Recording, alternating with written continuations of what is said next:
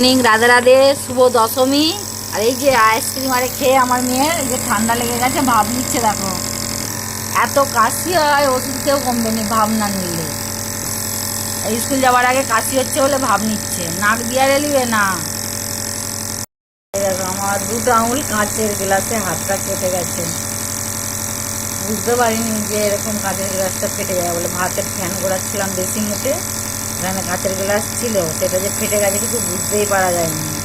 তারপর যখন ফ্যান ঘোরানোর পর ভাতের, তারপর যখন বাসনগুলো ধুচ্ছি, ধুতে ধুতে দেখছি না কাঁচের গ্লাসটা যা এমনি নাতা নিয়ে যা পরিষ্কার করতে গেছি, আর তখন দুটো আঙুলে একটা একটা আঙুলে 4টে করে সেলাই লেগেছে।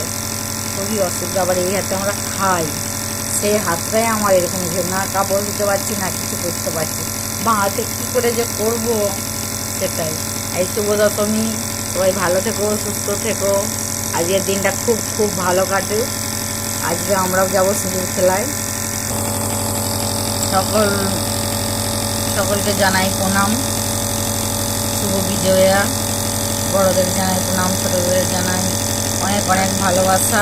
সবাই ভালো থাকো, খুব খুব আনন্দ করো, দশমীটা ভালো কাটুক।